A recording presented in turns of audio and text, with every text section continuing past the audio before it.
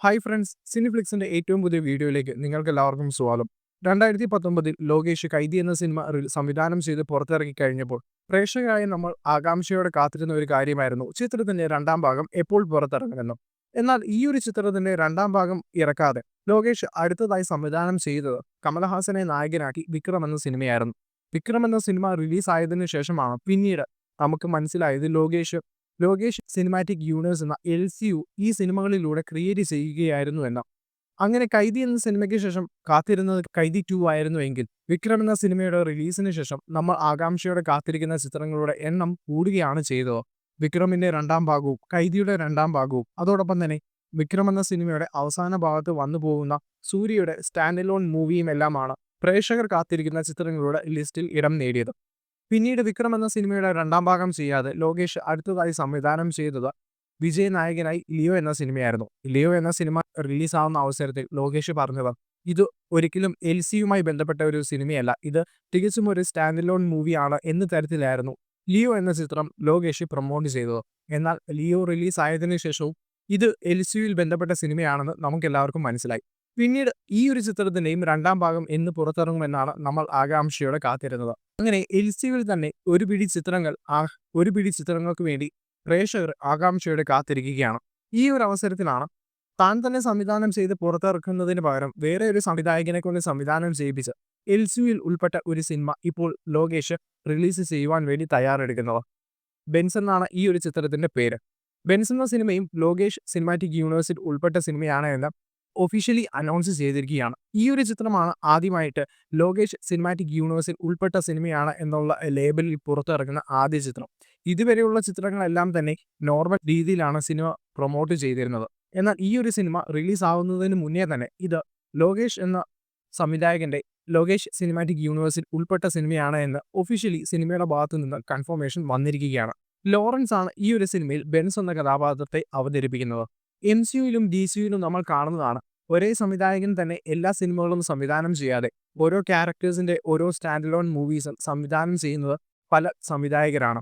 അങ്ങനെ ഉള്ള ഒരു അപ്രോച്ചാണ് ഇപ്പോൾ ലോകേഷും തന്റെ സിനിമാറ്റിക് യൂണിവേഴ്സിൽ ഇൻക്ലൂഡ് ചെയ്തിരിക്കുന്നത്. താൻ തന്നെ എല്ലാ സിനിമകളും സംവിധാനം ചെയ്യാതെ മറ്റ് സംവിധായകരെ കൂടി ഇൻവോൾവ് ചെയ്തുകൊണ്ട് സിനിമകൾ സംവിധാനം ചെയ്ത് പുറത്തിറക്കുന്ന ഒരു സ്ട്രാറ്റജിയാണ് ഇപ്പോൾ ലോകേഷ് ഈ ഒരു യൂണിവേഴ്സിലും ഉപയോഗിക്കുന്നത്. അങ്ങനെ ലോറൻസിനെ നായകനാക്കി പുറത്തിറങ്ങാൻ പോകുന്ന ഏറ്റവും പുതിയ LCയുയിൽ ഉൾപ്പെട്ട ചിത്രമാണ് ബെൻസ്. ഈ ഒരു ചിത്രത്തിന്റെ പ്രൊമോ വീഡിയോ ഇതിനു മുന്നേ തന്നെ പുറത്തിറങ്ങിയിരുന്നു. ഇപ്പോൾ സിനിമയിൽ ഉൾപ്പെട്ട മറ്റൊരു ക്യാരക്ടറിന്റെ ഒരു ഇൻട്രോയാണ് ഇപ്പോൾ പുറത്തിറങ്ങിയിരിക്കുന്നത്. മലയാളത്തിൽ നിന്നുള്ള നിവിൻ പോളിയാണ് ഈ ഒരു ചിത്രത്തിൽ അഭിനയിക്കുന്നത്. ഈ ഒരു ചിത്രത്തിൽ അഭിനയിക്കുന്നു എന്നതിന്റെ അർത്ഥം നിവിൻ പോളിയും LCയു എന്ന സിനിമാറ്റിക് യൂണിവേഴ്സിൽ ഉൾപ്പെട്ടു എന്നാണ്. ഒരു സിനിമ കൊണ്ട് മാത്രം ഈ ഒരു ക്യാരക്ടർ അവസാനിക്കില്ല എന്ന് നമുക്ക് പ്രതീക്ഷിക്കാം. കാരണം ഒരു സിനിമാറ്റിക് യൂണിവേഴ്സ് ആകുമ്പോൾ ഇതിലെ പല സിനിമകളുമായിട്ട് ഈ ഒരു ക്യാരക്ടറിന് ബന്ധം കാണും. അങ്ങനെയാണ് എങ്കിൽ കൈദി മുതൽ തന്നെ ഈ ഒരു ക്യാരക്ടറിന് പ്രാധാന്യം ഉണ്ട് എന്ന് നമുക്ക് വിശ്വസിക്കാം.